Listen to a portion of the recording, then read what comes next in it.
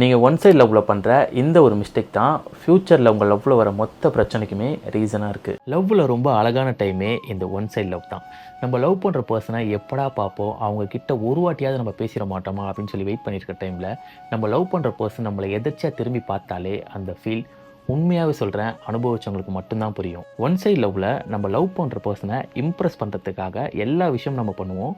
But அங்கே தான் ப்ராப்ளமே ஸ்டார்ட் ஆகுது. நமக்கு ஒரு விஷயம் பிடிச்சாலும் பிடிக்கலாலும் சரி, நம்ம பார்ட்னருக்கு அந்த விஷயம் பிடிச்சிருக்கு, அவங்கள இம்ப்ரெஸ் பண்ணணுன்ற ரீசனுக்காக அந்த விஷயத்தை நீங்கள் பண்ணுவீங்க. பட் அவங்க நம்மளோட கேரக்டர் அதுதான் நினச்சி நம்மளை லவ் பண்ணிடுவாங்க. One side love double side லவ்வாக மாறி கொஞ்ச நாளுக்கு அப்புறம் தான் அவங்களுக்கு தெரியும் உங்கள் கேரக்டர் இது கிடையாது, அவங்கள இம்ப்ரெஸ் பண்ணுறதுக்காக தான் உங்களுக்கு பிடிக்காத விஷயத்தை கூட அவங்களுக்காக நீங்கள் பண்ணீங்கன்றது. ஸோ இங்கே தான் லவ்வில் ஃபஸ்ட்டு ஏமாற்றமே ஸ்டார்ட் ஆகுது, அது பெரிய பிரச்சனையாக மாறுது. ஸோ நீங்கள் ஒரு பர்சனை ஒன் சைடாக லவ் பண்ணும்போது உங்களுக்கு பிடிக்காத விஷயம் அவங்களுக்கு பிடிச்சிருந்தாலும் அவங்கள இம்ப்ரெஸ் பண்ணுன்ற ரீசனுக்காக தயவு செய்து அதை பண்ணாதீங்க. உங்களுக்கு என்ன பிடிக்கும், உங்களோட கேரக்டர் என்ன, அதை மட்டும் அவங்க கிட்ட காட்டுங்க. அவங்களுக்கு பிடிச்சிருந்தா கண்டிப்பாக அவங்க உங்களை லவ் பண்ண தான் போகிறாங்க. ஸோ நீங்கள் உங்கள் பார்ட்னரை இம்ப்ரெஸ் பண்ணுறதுக்கு உங்களுக்கு பிடிக்காத விஷயம் ஏதாவது பண்ணியிருக்கீங்களா? கமெண்ட்ஸை சொல்லுங்கள், நானும் தெரிஞ்சுக்கிறேன்.